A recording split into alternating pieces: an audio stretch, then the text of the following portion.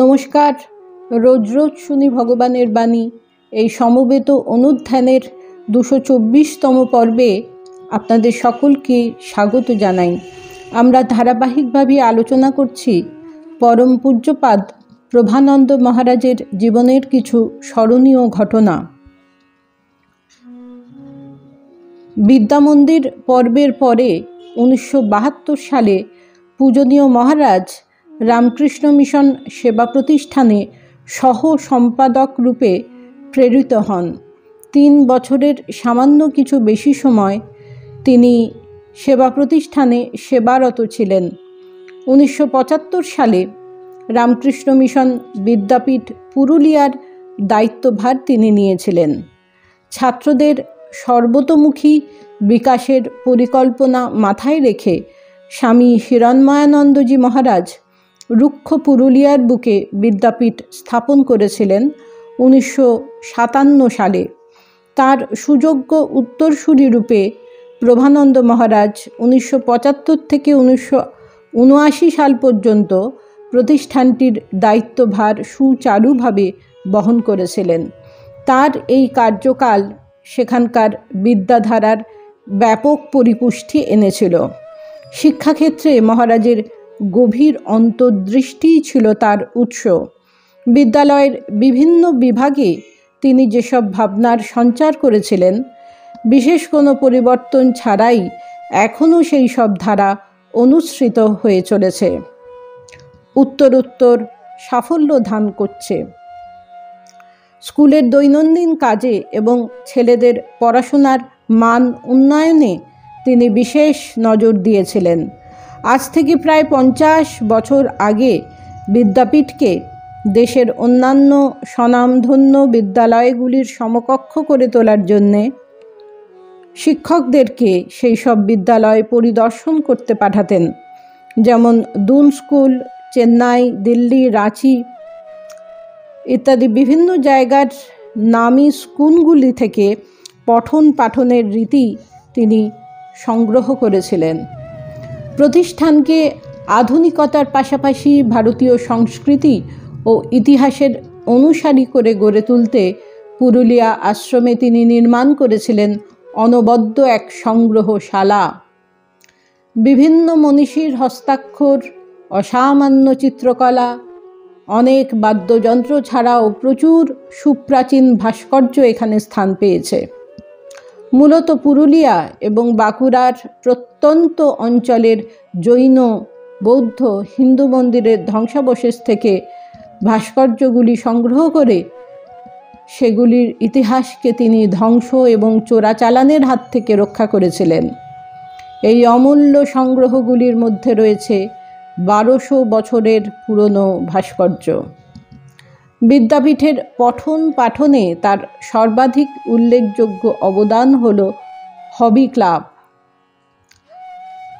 সপ্তাহের একটি নির্দিষ্ট দিনে ছাত্রেরা তাদের পছন্দের সাহিত্য ও বিজ্ঞানের বিভিন্ন শাখা, ইতিহাস, ভূগোল, ভারততত্ত্ব ইত্যাদি বিভিন্ন বিষয় নিয়ে উন্নত স্তরে গবেষণাধর্মী অনুশীলন করার সুযোগ পেয়েছিল।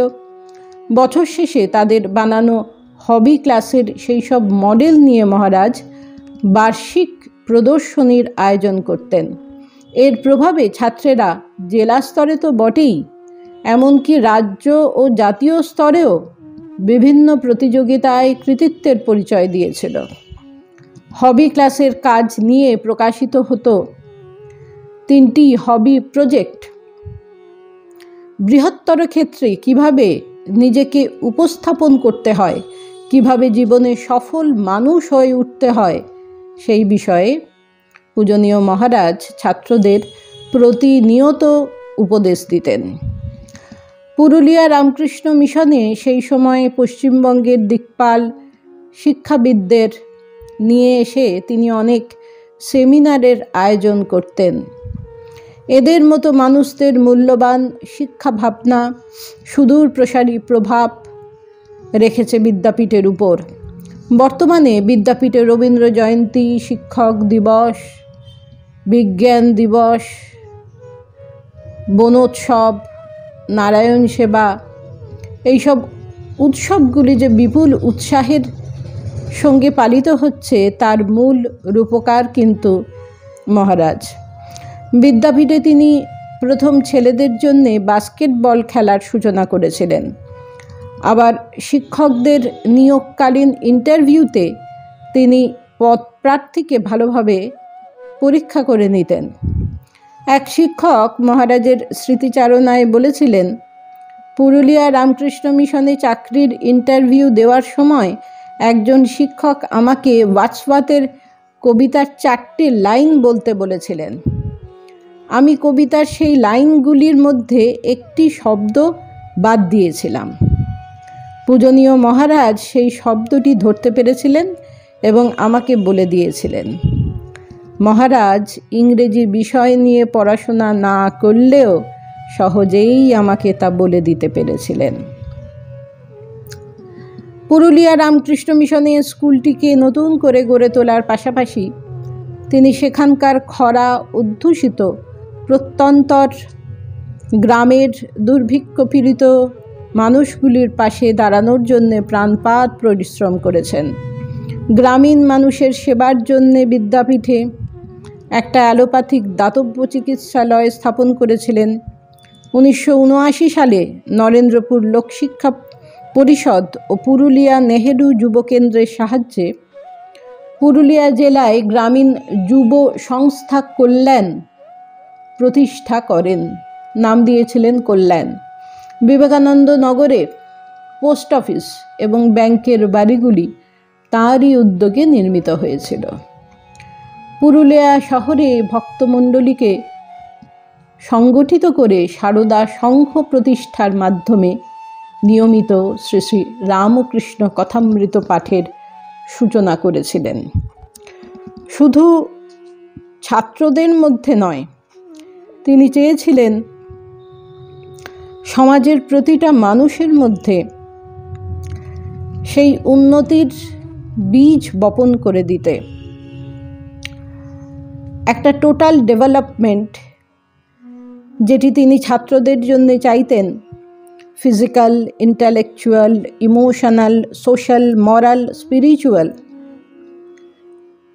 শুধু ছাত্রদের মধ্যেই এটা সীমাবদ্ধ থাকুক মহারাজ চাইতেন না।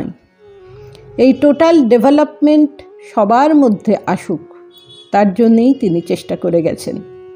নমস্কার। প্রাণারাম প্রাণারাম প্রাণা